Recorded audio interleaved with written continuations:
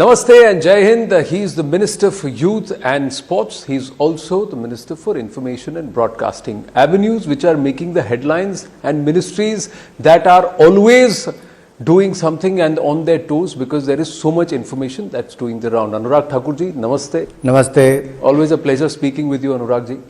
So we will try and mix the languages between English and Hindi. My first question to you, sir, as Information and Broadcasting Minister, please educate me. Is Sanatan Dharma equal to dengue and malaria? It's such a sad statement. I mean, he should apologize to the nation. What is Ghamandiya Gathbandhan doing? How do you see Ghamandiya Gathbandhan? Ghamand, Ahankar, ही इनकी पहचान. If you look at West Bengal, they pelted stones, fired bullets and bombs during the Ramnami procession. Again, look at Bihar and Uttar Pradesh, Ghamandiya Alliance leaders spoke against Mahasita and Ramayana, and now against the Sanatan Dharma. From OBCs, anti-OBCs to the anti-Hindus, this is घमंडिया गठबंधन. ये घमंडिया गठबंधन की पहचान है हिंदू विरोधी होना, सनातन विरोधी होना, ओबीसी विरोधी होना. यही इनकी पहचान है. ये कोई मौका नहीं छोड़ते जब रामनवमी के जुलूस पे पथराव करें, गोलीबारी चलाएं, हिंदुओं को अपमानित करें, षड्यंत्र रचें और यहाँ तक कि माँ सीता और रामायण पर भी अपशब्द कहें. जब कुछ और नहीं बचा था तो घमंडिया गठबंधन के नेताओं ने डेंगू मलेरिया के साथ सनातन धर्म की तुलना कर दी, कुचलने की बात कर दी, खत्म करने की बात कर दी. अरे जो आपके पूर्वज नहीं कर पाए, जो सोच को लेकर आए थे कि खत्म करेंगे, वो नहीं कर पाए तो आप क्या चीज हो. देश आपको करारा जवाब देगा. और एक नेता घमंडिया गठबंधन का ऐसा नहीं जिसने एक बार भी इन सब इंसिडेंट्स पे कभी उसकी आलोचना की हो. ये ध्रुवीकरण करना चाहते हैं. ये एक वर्ग का वोट पाने के लिए हिंदुओं को और अपमानित करना चाहते हैं. लेकिन दूसरी ओर सबका साथ सबका विकास, इसी मूल मंत्र के साथ नरेंद्र मोदी जी की सरकार चली है, जिन्होंने सभी लोगों को 140 करोड़ भारतीयों को परिवारजन कहा है. अगर 4 करोड़ पक्के मकान बना कर दिए तो हिंदू सिख ईसाई सबको मिले. 4 करोड़ बहनें लखपति बनी. अगर 12 करोड़ से ज़्यादा रसोई गैस के सिलेंडर मुफ्त में दिए गए तो हिंदू सिख ईसाई सबको मिला. अगर 13 करोड़ घरों में नल से जल पहुंचा तो सबको मिला. हर गांव में बिजली पहुंची, सबको उसका लाभ मिला. अगर 18.5 करोड़ भारतीय गरीबी रेखा से बाहर आए और 80 करोड़ गरीबों को, जरूरतमंदों को 2.5 साल तक मुफ्त में अनाज मिला, 220 करोड़ वैक्सीन मुफ्त में लगी, तो सबका साथ सबका विकास मूल मंत्र वाले नरेंद्र मोदी जी ने किया. वो किसी के बारे में अपशब्द नहीं कहते हैं, वो सबको साथ में लेकर चलते हैं. और यहाँ घमंडिया गठबंधन है, कभी ओबीसी की आलोचना, कभी अपशब्द कहना, तो कभी अब भगवान राम से लेकर अब सनातनी धर्म तक केवल वोट बैंक की राजनीति के लिए इस स्तर तक गिरना, ये घमंडिया गठबंधन की सोच और इनके नेताओं की सोच दिखाता है. But there is a question in your own answer, Anurag ji. See, because if you look at Tamil Nadu, from the times of E.V. Ramaswamy Naicker, this Hindu bashing, idol bashing in the name of rationalism has happened since the 50s. It started then. They ensured national parties were wiped out, Kamaraj government was wiped out. It's the same narrative now. From Hindu bashing or idol bashing, it's now become Sanatan Dharma. They've used this word Sanatan Dharma. But overall the attack is on Brahmins. Where are Brahmins in power in Tamil Nadu or anywhere else? Why using this Brahmin bashing, they say elitism. Then they say casteism is the root cause of all problems in our country and casteism is the bane of Sanatan Pratha. These are parts which Udayanidhi Stalinji on his Twitter reaffirmed his comment. Does all the members of India Alliance agree with him? So far nobody is... So that means they agree with him. Is that the same ideology? Is that the same vision of the Ghamandiya Alliance?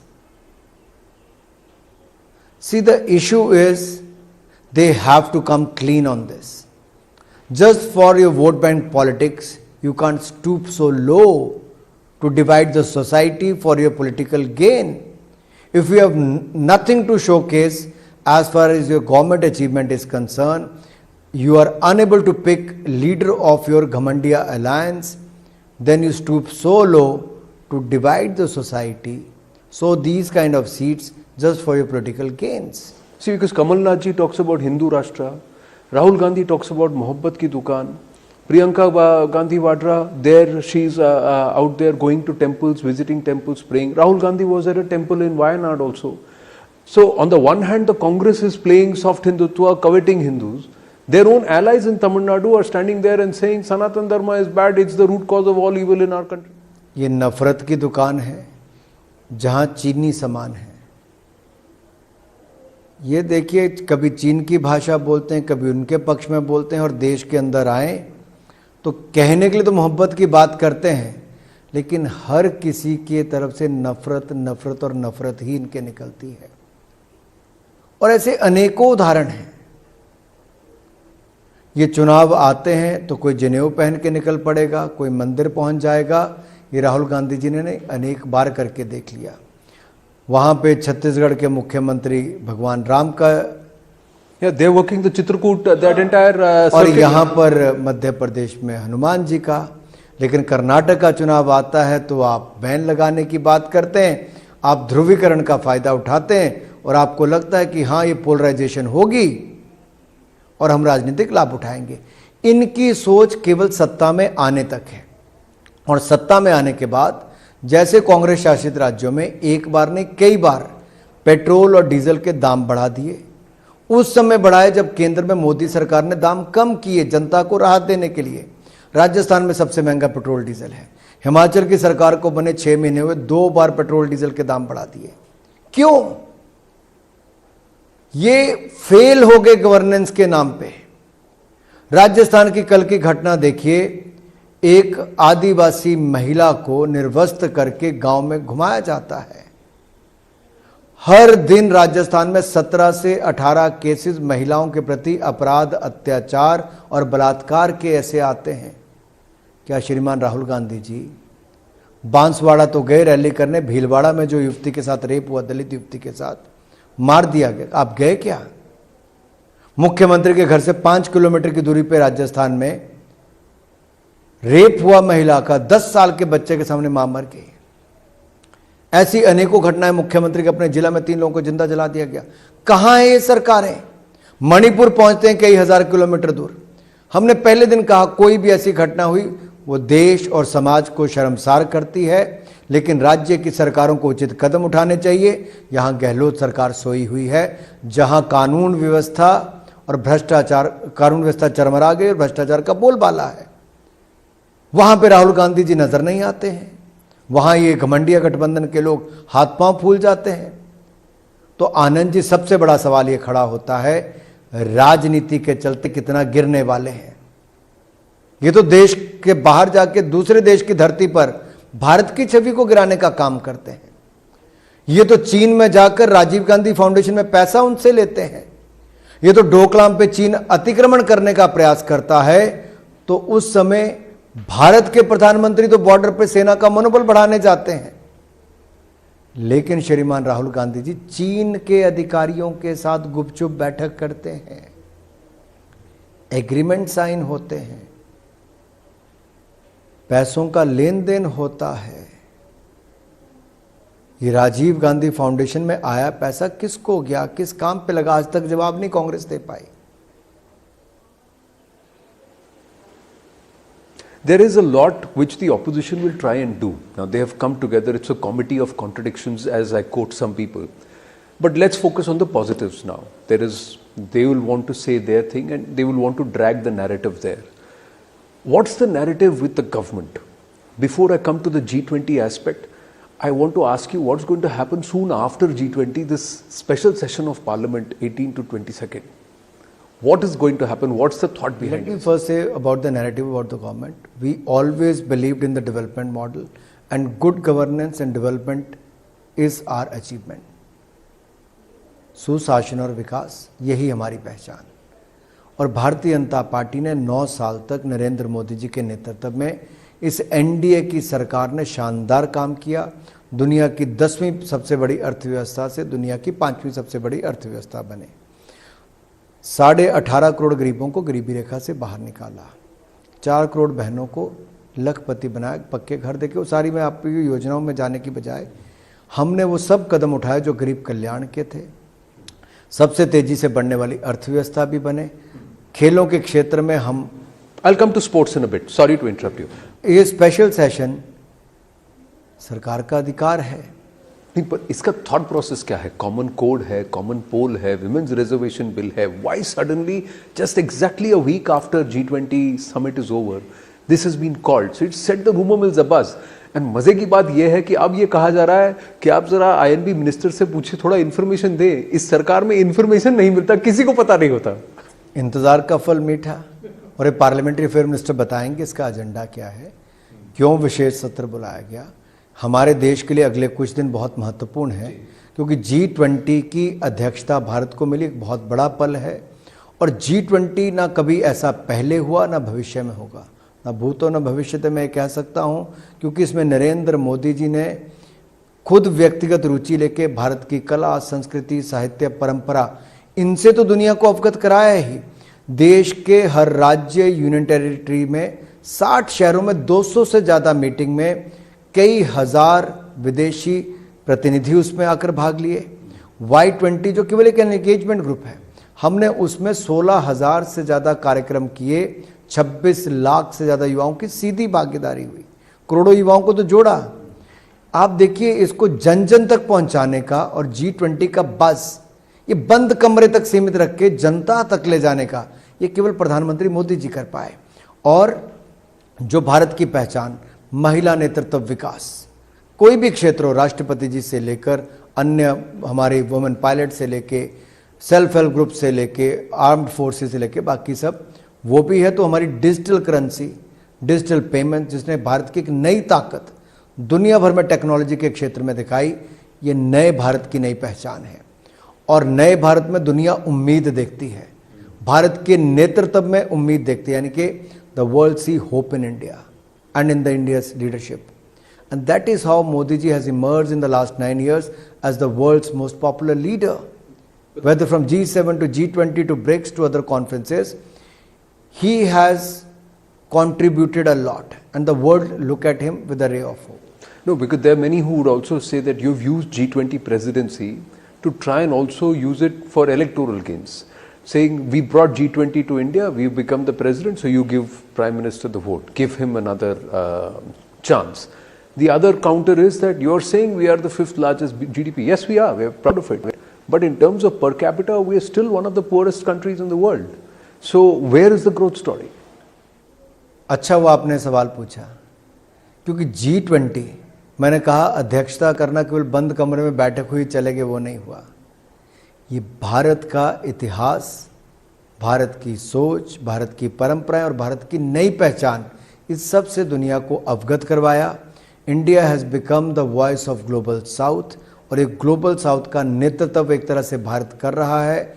Global south की आवाज़ बन रहा है, और global south के लिए एक पटल नहीं, अलग अलग पटल पर भारत ने बात रखी.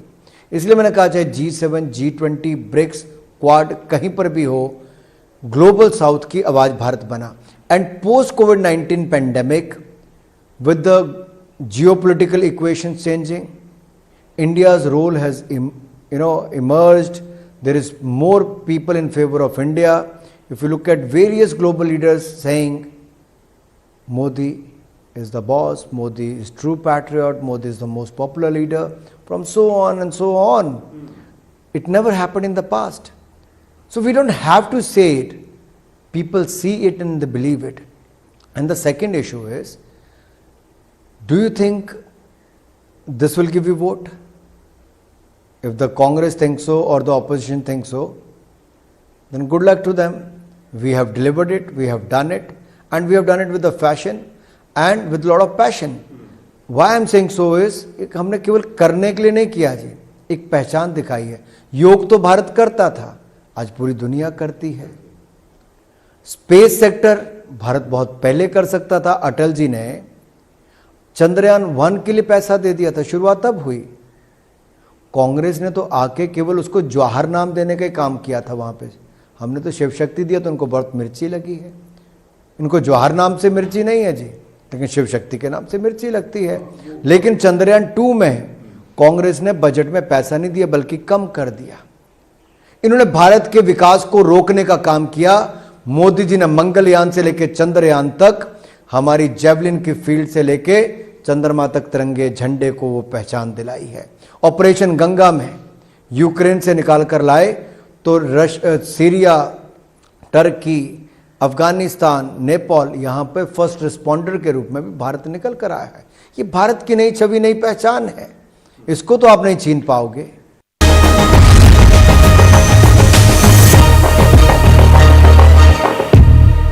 डोडा पुलिस से 8 दहशतगर्दों पर की दाखिल चार्जशीट। पाकिस्तान से काम कर रहे दहशतगर्दों के ऊपर कसा भारत ने शिकंजा। LTE-HM कमांडरों समेत अहम दहशतगर्दों पर कार्रवाई। UAPA एक्ट के तहत की बड़ी कार्रवाई।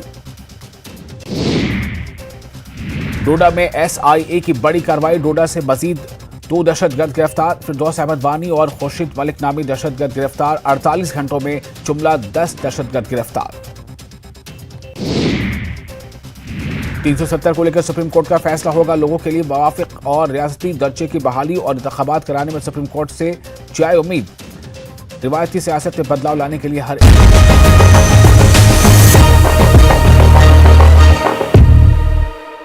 When they say that even with Chandrayaan you've pushed a Hindutva agenda, do you sometimes within your team, is it irking that we are Hindustan and time and again governments, people, netas have to justify calling something which is integral to our civilization, our entity. And it's a scientific thought process. Shiva and Shakti, Sadhguru was explaining, are 2 spins. There is science with spiritualism. Does it irk you when these issues are raked up and said there is an agenda to it? It shows their mindset. Well, they're limited to one family, one parivar. We give priority to India, India first. And there's nothing wrong naming it Shiv Shakti. We should be proud of it. But is that pride there, or is there a little bit of a reluctance? Or do you feel the constant need to justify decisions? Why should we justify? Why we need to? They have to explain why they are anti-Hindu, why they are anti-Sanatan.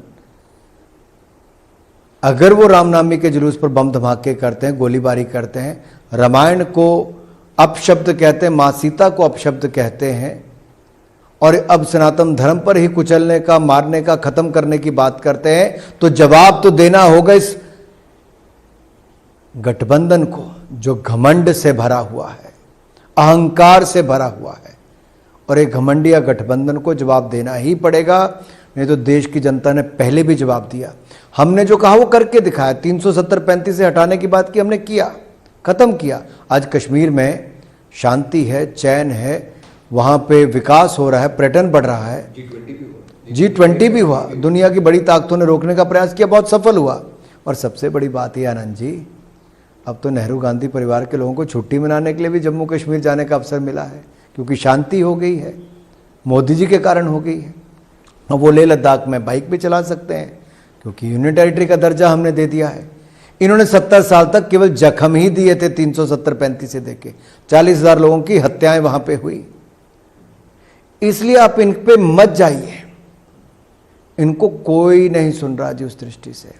और ये अपना नुकसान भी तब करते हैं और देश का भी, जब विदेशी धरती पे जाके देश को बदनाम करने का काम करते हैं। पर जब ये लेह लद्दाख जाके कहते हैं कि वहाँ के लोकल लोगों ने कहा कि उनके जो ग्रेजिंग ग्राउंड्स है वहाँ आज चीनी बैठे हैं, PLA बैठा है, वो शायद कहा होगा जब नेहरू जी के समय 39,000 स्क्वायर किलोमीटर भूमि चीन ने कब्जा कर लिया था, एक्साई चीन और बाकी एरिया पे। वो पंडित नेहरू जी की कांग्रेस की सरकार थी। आज नरेंद्र मोदी जी की NDA की सरकार है। कोई 1 इंच भूमि पर भी आंख उठाकर नहीं देख सकता। डोकलाम में हमारे सैनिकों ने मुंह तोड़ जवाब दिया। पूरी देश की सरकार, प्रधानमंत्री जी पीछे खड़े थे, देश की जनता पीछे खड़ी थी। लेकिन राहुल गांधी जी और कांग्रेस पार्टी उस समय भी चीन के अधिकारियों के साथ गुपचुप बैठकें कर रहे थे। ये देश जानता है। We'll circle back to this in just a bit. अब थोड़ा हमारे common interest की बात करते हैं because we are both sports lovers. So as Pragyan rover was setting foot on the moon's surface, you had Pragnananda roving around on the chessboard. How was it to meet him? Because you met him, you gave him a Himachali topi. I saw the pictures. So let me ask you from there. I think India is so proud of him. At this young age, reaching the World Cup finals, playing against the best player in the world, Magnus Carlsen, which he has, beaten in the past when he was just 16. And Pragnanda was grandmaster in the international grandmaster at the age of 10 and 12. Look at his journey. He come from such a humble background and reaching at this level. And nowhere in the world such kind of importance is given in a way, because the Prime Minister himself met him and his family members. So the best part about Prime Minister is that he gives a lot of importance to sports. He's a sports lover and the sports promoter. He knows about the athletes' families, meet them so often. So Pragnanda, I think, is very, very balanced, very cool. I mean, in a way, a lot to learn from him. And I think chess brings that discipline to you, calmness to you. Where in your brain you might be thinking about 10 different moves, but outside you stay so calm, you compose, and so disciplined. I think the kind of background he comes from, his mother, his parents, the kind of hard work they put in, his coaches, my congratulations to the Federation and everyone. He has made India proud. These then, if we look at other games, hockey, Asian men's and women juniors we have won, and the men's seniors also we have won. We have become the Asian champion. Football, SAF games we have won. Athletics, 4x400, 4x400 relay. Oh yeah, Asian records, national record, and in the heat we were number 2. This speaks a lot. Then talk about golden boy of Indian athletics. Yes, you are right. But not only Neeraj Chopra. Look at Kishore Jaina at number 5, Manu DP at number 6. So among the 6 top positions in javelin, we have 3. And Neeraj Chopra, as you rightly mentioned, the golden boy of Indian athletics. He has done us proud. Under 20 title, Asian champion, Asian Games gold medal, Commonwealth Games gold medal, Diamond League title, Olympics medal. One after another he has done it for India, and stay very level-headed, very cool, focused on his training and all that. And I'm very hopeful that in the upcoming Asian Games, India is going to do well. We are very hopeful. We have put in all the efforts that we should give our best so far in the Asian Games.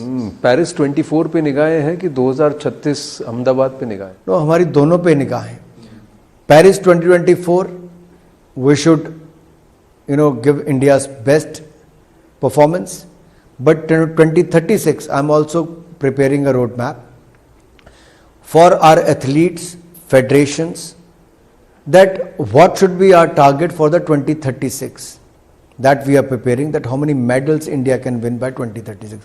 Which are the games we need to focus. What is required to achieve that target. So we are preparing that document. At the same time, we are also looking at 2036 to host the Olympics in India. So we will bid for it. We should bid for India. Why not? New India has new aspirations, new hopes, and I think New India can achieve it.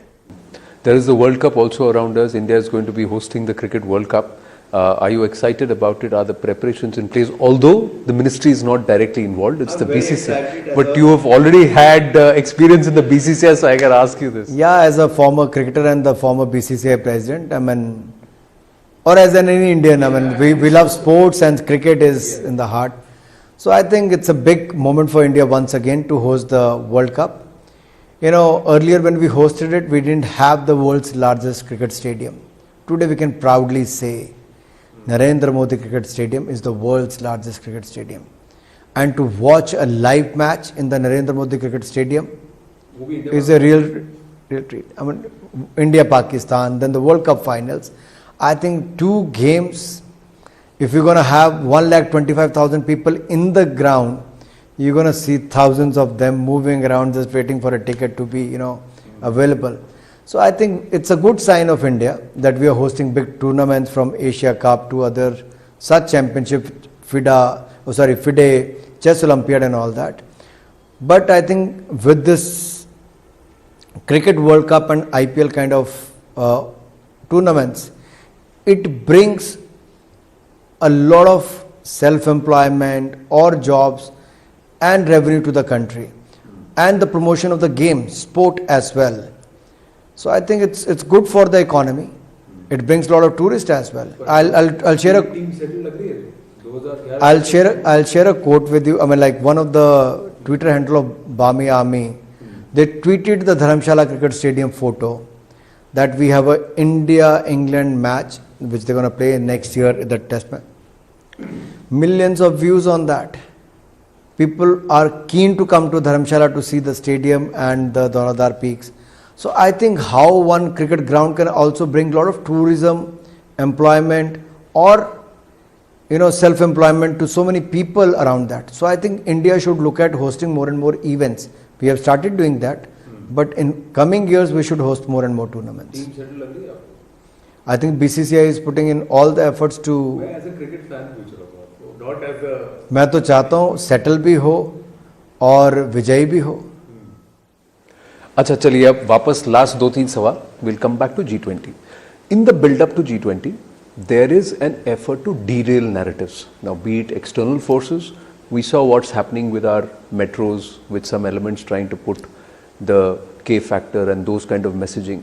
There are already posts coming out saying start gheroing and doing flash mobs at airports. How are we gearing up for such efforts to derail what is India's moment? एक तो आनंद जी मैं कहूँगा कि इस बात का बहुत आनंद है कि भारत को G20 की अध्यक्षता मिली और भारत ने जो करके दिखाया है वो आज तक कोई नहीं कर पाया G20 के समय. एक बंद कमरे से निकल के देश के कोने कोने तक इसको लेकर गए, देश की कला, संस्कृति, साहित्य, परंपराओं से दुनिया को अवगत करवाया. भारत की डिजिटल करेंसी, डिजिटल पेमेंट एक बहुत बड़ी ताकत हमारी बनी है. आज दुनिया को उससे अवगत कराया. आज देखिए दुनिया भर के नेता, जर्मनी के मिनिस्टर भी जाके पेमेंट करके देख रहे थे सब्जी भाजी खरीदते हुए कि कैसे की जाती है. इसी तरह से हमारे महिला नेतृत्व विकास की बात करें, वुमेन लेड डेवलपमेंट की, वो अलग अलग क्षेत्रों में आपको दिखती है. लोग उससे सस्टेनेबल डेवलपमेंट गोल की और हम जिस तरह से हमने करके दिखाया है, 18.5 करोड़ गरीबों को गरीबी रेखा से बाहर निकालना, जो आपकी बेसिक नीड्स हैं, घर, बिजली, पानी, स्वास्थ्य, शिक्षा, इसके ऊपर जो भारत ने किया है, और साथ ही साथ green jobs, green economy, green investment, green growth, ये भी साथ साथ में लेके चले. इंटरनेशनल सोलर लाइन से लेके बाकी सब.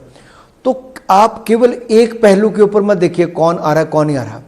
इसके पीछे जो भावना थी, नए भारत की तस्वीर, ग्लोबल साउथ, जो भारत ग्लोबल साउथ की आवाज बन रहा है, वो भी दुनिया ने देखा और भारत के बढ़ते कदम भी दुनिया देखेगी और G20 में से बहुत कुछ निकल के आएगा.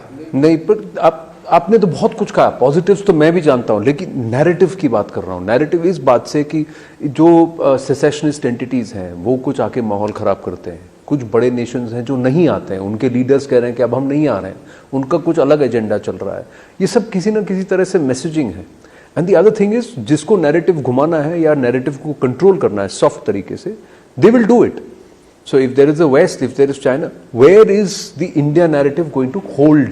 मैं इतना ही कहूँगा, कोई कितने भी प्रयास कर ले, ना भारत के बढ़ते कदमों को कोई रोक पाया है, ना अब कोई भारत के बढ़ते कदमों को रोक पाएगा. भारत की एक नई पहचान दुनिया में बनी है. अलग अलग देशों के लोगों ने कहा है, समय समय पर कहा, और ये किसी और ने नहीं, हेड ऑफ द स्टेट्स ने मोदी जी के बारे में, Modi is the boss, Modi is true patriot, Modi is the most popular leader of the world. ये भारत के प्रधानमंत्री नहीं, 140 करोड़ भारतीयों का सम्मान है. और मोदी जी ने भी अपना एक एक क्षण, एक एक पल भारत के लिए जिया, भारत को आगे बढ़ाने के लिए किया. और मेरा विश्वास मान के चलिए, ये भी G20 की इतनी अपार सफलता अब तक बहुत सारे लोगों को देश में भी और विदेश में भी हजम नहीं होती. ना हो, हम अपना काम करते जाएंगे और इसको सफलता की ओर लेते जाएंगे. But last question, do you feel that we've got the narrative? We are able to push the narrative in nations? Because West हो या अलग entities हो जो hegemonistic हैं, वो इसको सॉफ्ट मीडिया को एक सॉफ्ट तरीके से, सॉफ्ट टूल से यूज़ करता है. वेस्ट तो बहुत एक्टिवली यूज़ करता है. और हमने प्रधानमंत्री के विजिट पे भी देखा कि वहाँ पर एक नैरेटिव माहौल बनाने की कोशिश की गई, एक फॉर्मर प्रेसिडेंट के साथ इंटरव्यू करके माहौल करने की कोशिश की, एक जर्नलिस्ट को वहाँ खड़ा करके जिस तरीके के सवाल पूछे गए, नैरेटिव को स्पिन देने की कोशिश की गई. So this is something which are we actively working to counter this? Is there an India story which is going out to the world saying this is my perspective, like we are seeing it in our foreign policy? Are we seeing it in our? देखिए, कई बार दूसरों के एजेंडे को ध्वस्त आपका काम कर देता है. आपको केवल अपना काम, अपने लक्ष्य की ओर चलते रहना है. कौन क्या कह रहा है? आपने मुझे एक बार पहले सवाल किया था कि दुनिया भर के मीडिया के लोग भारत की छवि को खराब करने का प्रयास करते हैं. ये जितना कीचड़ उछालते हैं हम उतने निखर कर आते हैं. और ये नरेंद्र मोदी जी का अगर आप जीवन का अध्ययन करेंगे तो 2001 से 2024 तक की यात्रा मुख्यमंत्री से लेकर प्रधानमंत्री की, देश के अंदर भी और विदेश के लोगों ने भी जितना भी उनके ऊपर कीचड़ उछालने का प्रयास किया वो उतने निखर कर बाहर आए. और भारत भी उतना ही निखर कर उनके नेतृत्व में आगे बढ़ रहा है. और हम सबको इस बात का विश्वास होना चाहिए कि भारत ने वो कोई कमी नहीं छोड़ी जिसके कारण भारत के ऊपर कोई प्रश्नचिन्ह उठा सके. भारत मंडपम अपने आप में एक बहुत बड़ी पहचान भारत की बनी है. भारत के बारे में जो देश दुनिया भर के लोग आके कहते हैं कि भारत, ये तो हमने कभी कल्पना नहीं की थी भारत ऐसा भी है. तो जो आके देख रहे हैं उनका विश्वास वैसे बढ़ रहा है. मुझे पूर्ण विश्वास है इस G20 की अब जो कुछ दिन के बाद जो आप कहेंगे समिट हो रही है, लीडर समिट, उसमें एक बहुत बड़ा क्षण हमारे पास भारत के पास है और इस क्षण भारत इंतजार कर रहा है और इसमें बहुत अच्छा ही जाने वाला है. अनुराग जी, बहुत बहुत धन्यवाद. Always a pleasure speaking with you. Thank you. Ahead of the special session of Parliament or perhaps soon after it, we'd like to have a conversation. देखिए, ये स्पेशल सेशन भी होगा और कुछ स्पेशल भी होगा. Sure, look forward to that. Thank you so much.